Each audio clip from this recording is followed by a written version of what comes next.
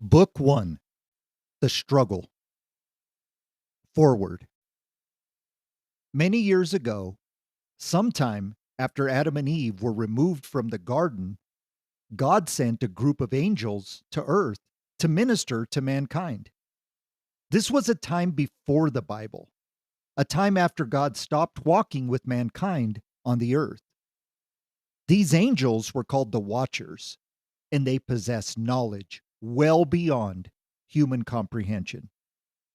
God equipped them with this knowledge in order to teach human beings how to inhabit the earth. The Watchers were also to teach the ways of God so that humans would know their Creator. God loved His creation very much, especially man, who was made in His image. He wanted mankind to draw close to Him. The Watchers were to speak of God's love and to teach the expectations for living a life that was pleasing to God.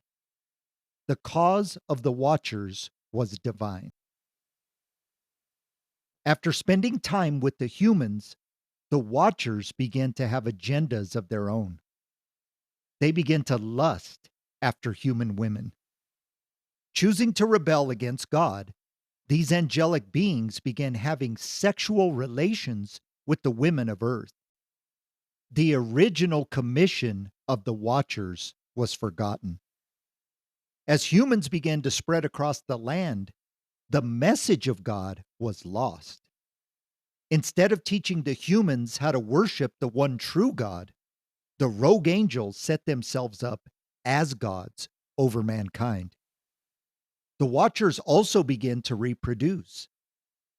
The children produced by the Watchers and their human partners were hybrid human beings. They were giants and were also considered gods to some. The humans began to worship these gods and their offspring. They were given names such as Zeus and Apollo in some parts of the world. In other lands, they were called Molech or Chemosh or many other names. Little by little, the humans began to forget about the Almighty God.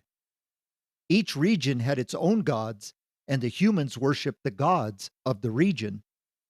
Very few people in those days held on to the truth about the real creator of the universe. Mankind exchanged the truth of the one true God for the lies of the false gods. Meanwhile, Satan roamed the earth and he influenced the Watchers in their quest to be gods.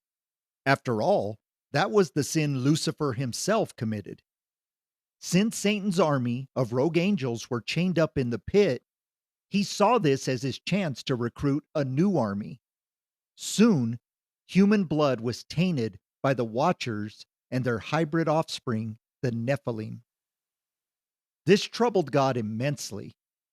Satan, on the other hand, was pleased.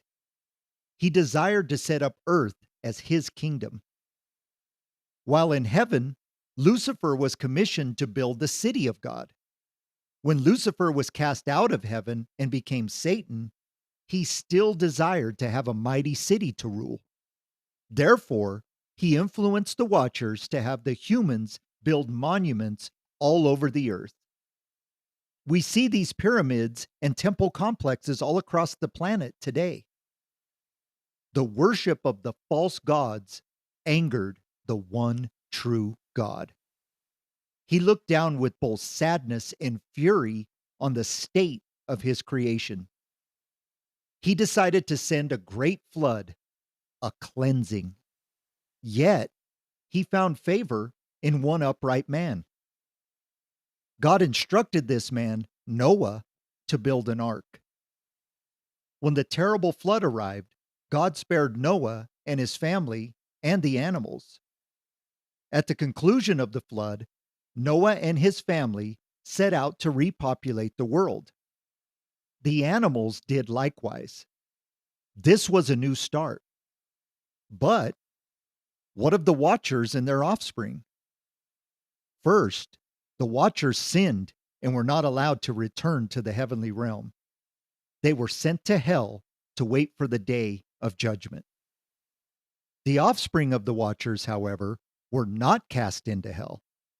Instead, they were cursed to roam the earth as spirit beings.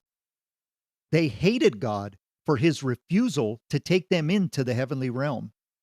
They were also jealous of mankind because God gave them a chance at redemption. These evil spirits missed their human bodies. They took it upon themselves to become tormentors of the human race.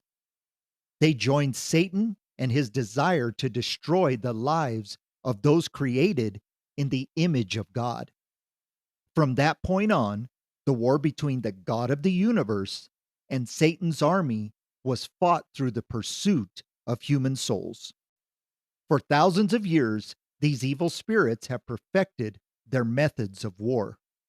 In the meantime, mankind was drifting farther away from the God who loves them. Throughout history, mankind's pursuit of God has ebbed and flowed. In the 21st century, these evil spirits are on the attack. Today, we call these entities demons. Today, we live in the struggle.